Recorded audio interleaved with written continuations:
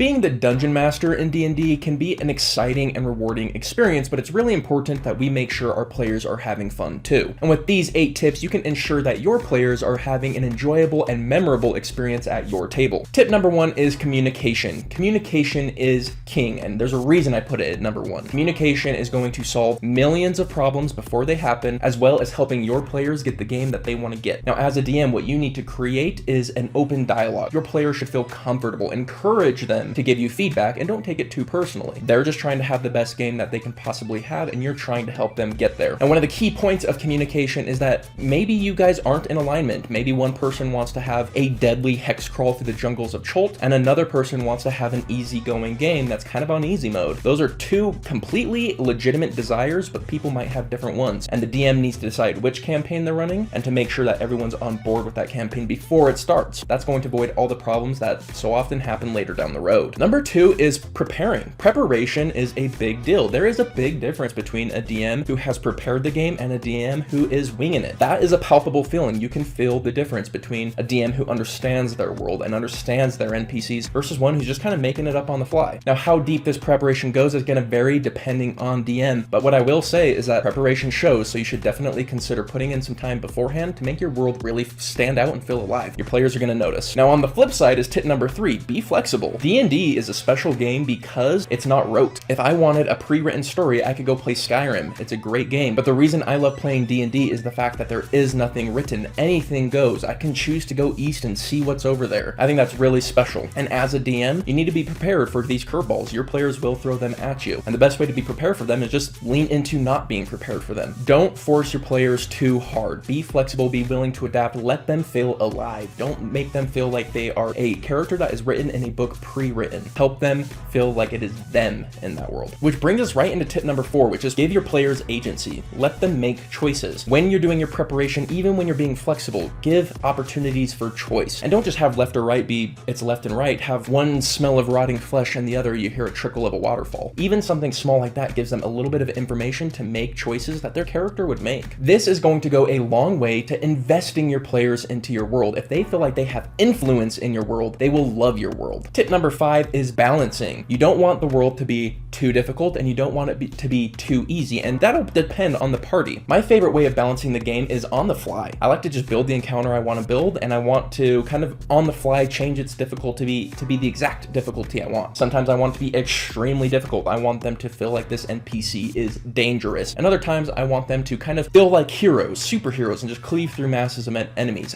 The feeling you're going for, you can balance on the fly to get there. You have a lot of power as a DM, and don't get entrapped in the stat block too much. There's so much flexibility that you can do for storytelling purposes outside of a stat block. Tip number 6 is encourage collaboration. Get your party working together. Just like agency brings them into the world and makes them feel more a part of it, working with the team makes them feel more a part of that team. And not only is that going to build camaraderie in game, it's going to build it out of game. I've had the tightest groups of friends come out of D&D because of this reason. Create problems that cannot be solved with one character. Create puzzles that require people to be in multiple places at a time. Do all sorts of things where they have to work together and really watch your party unite. It's a great feeling. Tip number 7 is experiment. Try new things. If you have one style, it's going to be hard to keep the game fresh. So in order to incorporate multiple styles, you got to get experimental. Now, getting experimental means it's going to get messy. You're going to make mistakes, and there's going to be stories that don't land as hard as you want them to. That's all part of the process, and hopefully your party will understand. And you're doing it for them. You're doing it to keep the game extremely fresh. So try running a murder mystery. Try running something more noir. Try running a superhero fantasy. Try running wartime scenarios. Try running deep politics and deep infiltrations. Try running a dark organization in the background. These are all extremely fun in their own right, and the only way you're going to experience them is if you go for it. And finally, we have tip number 8. Remember to have fun. Don't forget that D&D is a game for everyone. We are all here to have a good time, and that includes you. So if you are stressed out and struggling and not having fun at the table, it's time to make some changes. It's really, really important for you to be having fun because it's contagious. If you're having a good time, it's very likely your players are having a good time too. So fill up your own cup first, and I hope you get some enjoyable and memorable experiences out of the bargain. With these 8 tips, you'll be able to create unforgettable experiences for your party. So go find your friends, grab some dice, and get to rolling, and I hope you all have a wonderful time. And with that, my friends, I hope you all have yourselves an amazing day, and I'll see you on the next one.